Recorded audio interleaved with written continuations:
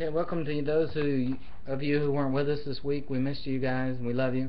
And we're in John 11, so if you haven't read that, pause and read that.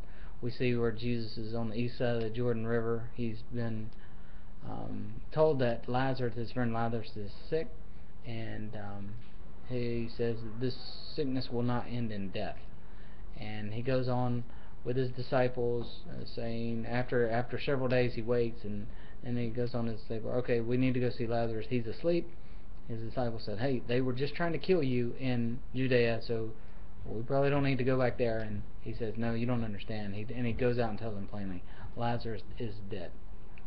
So then we come to our first point there in verse 21 or so, where we see he engages with Martha at the time, and she says, if you had only been there, but I know even now that whatever you ask of God, he will give that to you.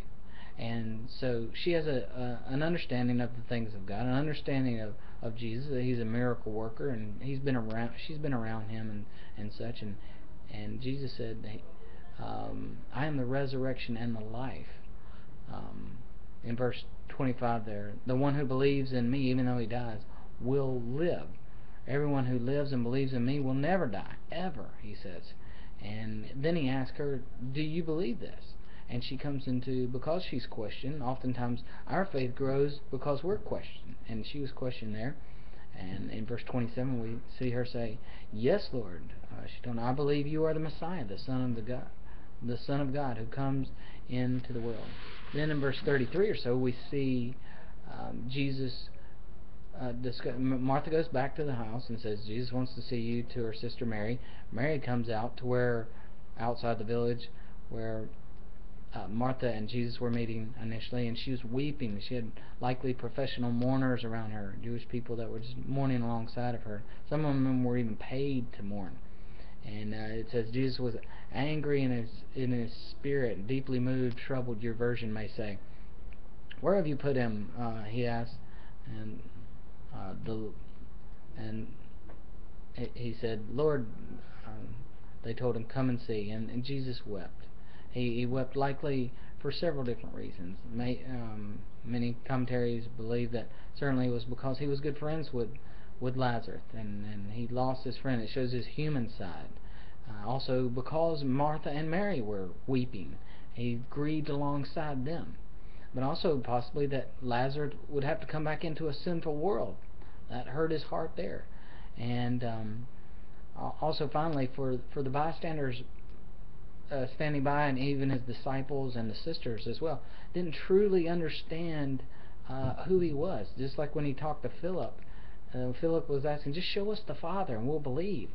And you can feel like the tug in his heart saying, like, don't you even know, after all this time I've spent with you, don't you even know that me and the Father are one?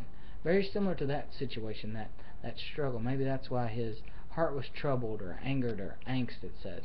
So there are many different interpretations of why he met, but those are certainly three of the most focal points. Likely that he was grieving alongside the sisters. He his human side showed that he wanted to be with Lazarus as well, and then also his heart just broke for the people around. Many of them said, oh, look how he loved him, in verse 36. But then they go on, some of them didn't believe. Hey, he healed the blind man, couldn't he bring this guy back from death? And then moving on to verse 38, we see Jesus again using that terminology, angry, angst, the troubled heart.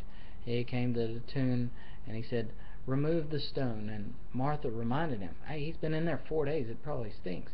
Well, Jesus at this time also reminds Martha in the very next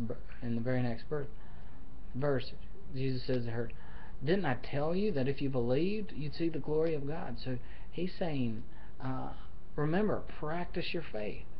And she's saying, she has a seeing is believing type attitude. He's saying, believe and then you'll see. Believe and I'll show you.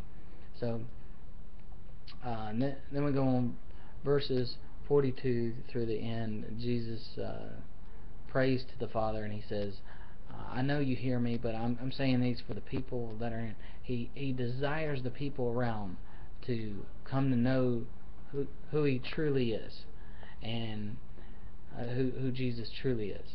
And that's where his troubled heart is. And so he's saying these things aloud. Father, I know you thank you for hearing me, but I say these things aloud so that other people will believe that you sent me. And so he calls Lazarus to come out, and he calls it in a loud voice again so everyone can hear. And he says, unbind him, loosen him, and let him go.